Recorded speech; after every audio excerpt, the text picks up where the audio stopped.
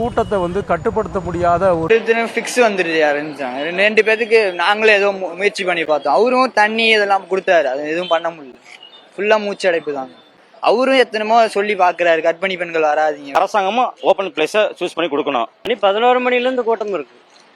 அவ்வளோ வெறியில் அவ்வளோ பேர் இருந்திருக்காங்க. சாத்தியப்படாத விஷயம் இல்லைங்களா? இந்த இடத்துக்கு கும்பல் வரணும் எங்களுக்கு நல்லா தெரியும். இவங்க அதுக்கு தகுந்த மாதிரி மெயின்டைன் பண்ணல. நெருக்கல்ல தான் அந்த மாதிரி நடந்தது.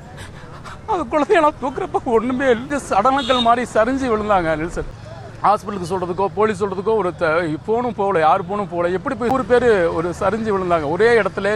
ஏராளமான குழந்தைகள் இருந்துச்சு. அதாவது விஜய் பேசுறதுக்கு முன்னாடி நடந்தது, எல்லா வாகனம் வந்து கொண்டு இருக்கப்பே நடந்த விஷயம் தான் நெல்சன்.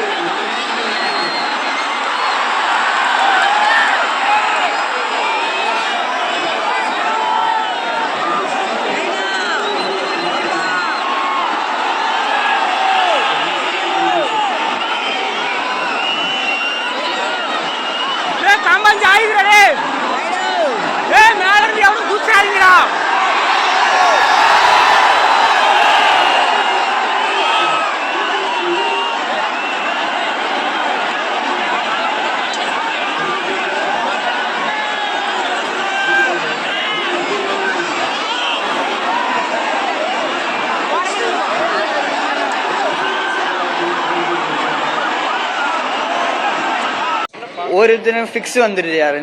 2 பேருக்கு நாங்களே ஏதோ முயற்சி பண்ணி பார்த்தோம். அவரும் தண்ணி இதெல்லாம் கொடுத்தாரு, அது எதுவும் பண்ண முடியல. ஃபுல்லா மூச்சு அடைப்பு தாங்க. கூட்ட நெரிசல் தான். பார்க்கணுங்கிற 18 வருஷம் நானே பார்க்கணும் தான் ஆர்வத்தோட இருந்தோம்.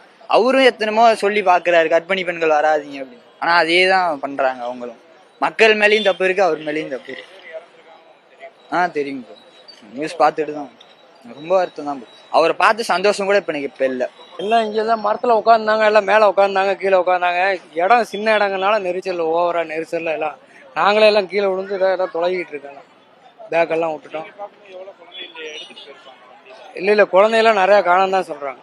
நிறையா குழந்தைய காணாம தான் சொல்கிறாங்க. இந்த மாதிரி ஒரு லீடர் வர்றப்போ ஒன்று ஓப்பன் பிளேஸு அவர் சூஸ் பண்ணணும், இல்லை அரசாங்கமும் ஓப்பன் பிளேஸை சூஸ் பண்ணி கொடுக்கணும். நல்ல க்ரௌடான இடத்துல, மெயினான இடத்துல கொடுத்துட்டு, ஒரு வீடுனா ஒரு 10 பேர் தான் இருக்க முடியும் ஒரு வீட்டுக்குள்ள. ஒரு வீட்டுக்கு 100 பேர் போக முடியுமா? அந்த சம்பவமே இங்கே பார்க்கும்போது தெரியும். அவர் போகும்போது தான் போனவங்க பிற்பாடு தான் எல்லாம் ஒவ்வொரு வண்டி ஆம்புலன்ஸ் போனவங்க பிற்பாடு தான் சரி ஏதோ மயக்கத்தில் இருப்பாங்க இவ்வளவு இதாக போகும்னு யாருமே நினைக்கல. நாங்கள் அந்த மூலை அங்கே நின்றுக்கிட்டோம்.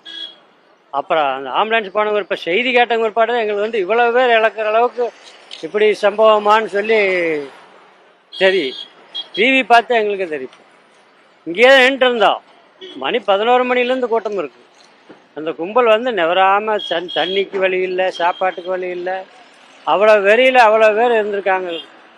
இவர் வரும்போது அப்படியே ஒன்றுக்கு ஒன்று அப்படியே நெரிசலில் பார்க்கறதுக்கு முந்தி அடித்து ஓடி அந்த மயக்கத்தில் அப்படி ஆயிருக்காங்க.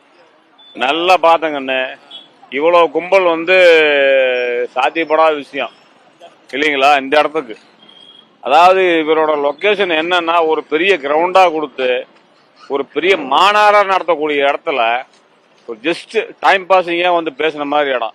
இப்போ எத்தனை பேர் டெத்து எதுக்கு நம்ம பதில் சொல்லி ஆகணுமா இல்லையா? இது யார் சொல்லுவா? தலைவர் தான் சொல்லணும். இவங்க தட்டி அடிச்சதே வந்து ஒரு 10 அடி தள்ளி அடிச்சிருந்தாங்கன்னா அந்த இடம் இன்னொரு கணக்கு இன்னொரு 1000 பேர் நிற்கிற மாதிரி இருக்கும். இவங்க தட்டி அடைச்சதே வந்து அவங்க போன தடவை எடப்பாடி கூட்டத்துக்கு அதே இதில் ஊனிட்டாங்க. அதில் அவங்களுக்கு வந்து 10 அடி கேப், அதில் நெருக்கல் ஆயிரும். இதுதான் பிரச்சனை. கும்பல் வரணும் இவங்களுக்கு நல்லா தெரியும். இவங்க அதுக்கு தகுந்த மாதிரி மெயின்டைன் பண்ணல. இதுதான் உண்மை. அது மட்டும் இல்லாத அவர் மினைப்பு கோயிலிருந்து வரையிலேயே சட்டரை இறக்கி விட்டார். அவர் பார்க்கக்கூடிய வந்து மக்கள் வந்து பார்த்து கை காட்டக்கூடிய அந்த சட்டரை இறக்கி விட்டார். அதனாலே கும்பல் வந்து திடுன்னு பார்க்கறதுக்கு வந்தது. அதான் உண்மை ரீசன் நடந்தது. அந்த நெருக்கல்ல தான் அந்த மாதிரி நடந்தது. கார்த்திக், இப்ப அந்த இடம் எப்படி இருக்கு கார்த்திக்? என்ன ஆச்சு சார்? நம்ம நேற்று இரவுலேருந்தே நான் இங்கே தான் இருக்கேன். தொடர்ச்சியாக இங்கே வேலை நடந்ததுலேருந்து ஒரு ஆட்கள் கூட வராதுலேருந்து இப்போ நடந்த இந்த கலவரம் வரைக்கும் தொடர்ச்சியாக நான் இருக்கேன் இங்கே. வாழ்நாளில் இப்படி ஒரு மோசமான சூழலை பார்க்கவே முடியாது. அந்தளவுக்கு மக்கள் கூட்டத்தை வந்து கட்டுப்படுத்த முடியாத ஒரு சூழல் ஏற்பட்டுருச்சு. எதிர்பாராத விதமாக பல தடவை சொல்லியும் குழந்தைகளோட நிறைய பெண்கள் தங்கள் குழந்தைய கூட்டு வந்தது வேதனைக்குரிய விஷயமா இருக்குது. கிட்டத்தட்ட என்னோட கையாலே கிட்டத்தட்ட ஒரு 3க்கும் மேற்பட்டவரை தூக்குற மாதிரி ஒரு சூழல் இருந்துச்சு. அதுவும் என் மகனை ஒட்டிய ஒரு குழந்தைய நான் என் கையால் தூக்குனேன். அது உயிர் இருக்குமான்னு கூட தெரில.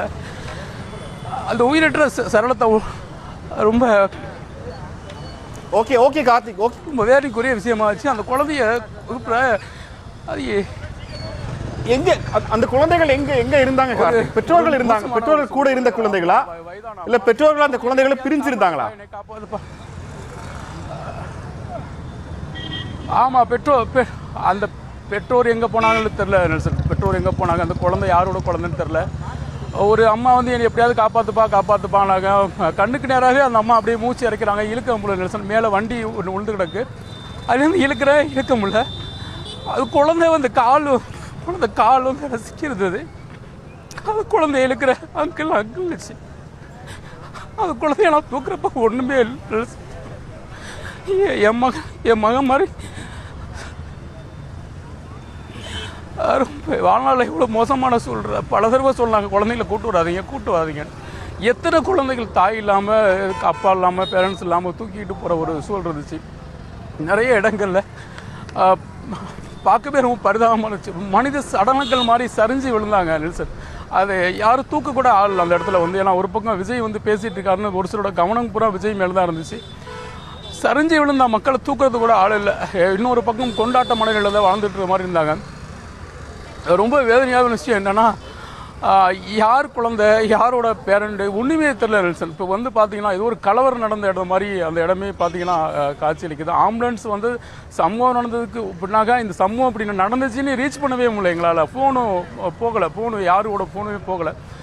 இங்கே நான் ஹாஸ்பிட்டலுக்கு சொல்கிறதுக்கோ போலீஸ் சொல்கிறதுக்கோ ஒரு ஃபோனும் போகலை. யார் ஃபோனும் போகலை. எப்படி போய் சொல்கிறதுன்னு தெரியல. கூட்டத்தில் ஓடியும் போய் சொல்ல முடியாது. இவருக்கு ஒரு 1/2 மணி நேரம் கழிச்சு தான் அந்த விஷயமே இவ்வளோ பேர் வந்து மயக்கப்பட்டு கிடக்கிறாங்கிற விஷயம் வந்து ஒரு காவல்துறை மூலியமாக தான் வந்து வெளிலே போனது. அதுக்கப்புறம் வந்து அந்த ஆம்புலன்ஸுகள் தான் வந்து முடிஞ்ச வரைக்கும் கொஞ்சம் ஒரு இது பேர் இறந்துருக்காங்க. நிறைய பேர் உயிரை காப்பாற்றினது வந்து இந்த ஆம்புலன்ஸ். அதுக்கப்புறம் தொடர்ச்சியாக வந்து அந்த ஆம்புலன்ஸ் தான் வந்து காப்பாற்றினாங்க. நிறைய குழந்தைகள் நிறைய இது வரைக்கும் எத்தனை பேர் அட்மிஷன் இருக்காங்க எனக்கு தெரியும். என்னோட பார்வைக்கப்பட்டு ஒரு 100 பேர் ஒரு சரிஞ்சு விழுந்தாங்க. ஒரே இடத்துல நெருக்கத்தின் காரணமாக ஒரு 100 பேராவது சரிஞ்சு விழுந்தாங்க. அதில் ஏராளமான குழந்தைகள் இருந்துச்சு.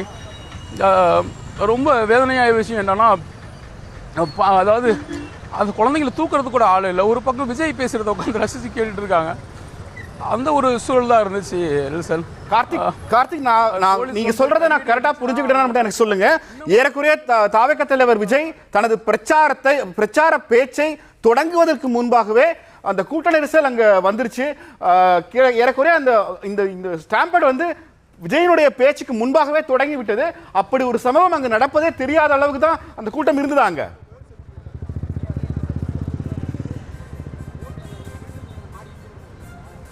ஆமாம் நெல்சன், அதாவது இது எங்கே நடந்ததுன்னா விஜய் பேசினதுக்கு அப்புறம் நடக்கல. விஜய் வந்து வாகனம் உள்ளே வர்றப்பே ஒவ்வொரு ஊரையும் நாங்கள் பார்த்துட்டு இருக்கோம். இதே திருவாரூரில் இதே மாதிரி ஒரு சூழல் இருந்துச்சு. அங்கேயும் நான் இருந்தேன். இதே மாதிரி விஜய் வண்டி உள்ளே வரப்ப 2 பக்கம், அதாவது ரொம்ப அகலமான வண்டிங்கிறதுனால ரோடு குவிந்திருந்த மக்கள் 2 பக்கம் பிரிஞ்சு போகிறப்ப தன்னாலே வந்து ஒரு பக்கம் அவங்க போய் ஒருத்தர் சேர்ந்து மயக்கப்பட்டு விடுறாங்க. அப்படி தான் பார்த்துருக்கோம். ஆனால் இந்த தடவை கூட்டம் ரொம்ப அதிகமாக இருக்கிறது காரணமாக தொடர்ச்சியாக வந்து அந்த வாகனம் வந்து பொறுமையாக வந்தது காரணமாக, அதாவது இன்னைக்கு காலையிலே வந்துட்டாங்க. இன்னைக்கு காலையிலே வந்துட்டாங்க. நிறைய பேர் வந்து வந்தவங்கள்ட்ட நாங்கள்கிட்ட சொன்னோம். நிறைய பெண்கள்ட்ட வந்தாங்கம்மா, ஏமா சொன்னாங்களேம்மா, ஏமா குழந்தையோட வரீங்க, போங்கம்மா, நாங்களும் சொன்னோம். எதையுமே காது கொடுத்து கேட்க மாட்டேன்னு ஒரு கூட்டம் தான் பெத்த பிள்ளைய இங்கே தவிக்க விட்டு நிறைய பேர் இருக்காங்க. அதாவது விஜய் பேசுறதுக்கு முன்னாடி நடந்தது எல்லாமே பார்த்தீங்கன்னா, விஜய் வந்து வண்டி நின்று அதுக்கப்புறம் ஒரு 1/4 மணி நேரம் கழிச்சு அவர் எந்திரிச்சு பேசுகிறார். அதுக்கு முன்னாடி நடந்த விஷயம் இது எல்லாமே. இது எதுவுமே வந்து விஜய் வந்து பேசுனதுக்கு அப்புறம் நடந்த கூட்டம் இல்லை. விஜய் வருவதுக்கு முன்னாடியே அந்த வாகனம் வந்து கொண்டு இருக்கப்பே நடந்த விஷயம் தான் நெல்சன். அதுவும் நிறைய பேர் பார்த்தீங்கன்னா விஜயை பார்க்கறதுக்கு கிட்ட போனாங்க. தூரமாக இருந்தவங்க, எங்கெங்கேயோ தூரமாக உட்கார்ந்து இருந்தவங்க அந்த வண்டி வந்துக்கிட்டு இருக்கப்ப கிட்ட போனதுனால இந்த நெரிசல் ஏற்பட்டுச்சு நெல்சன்.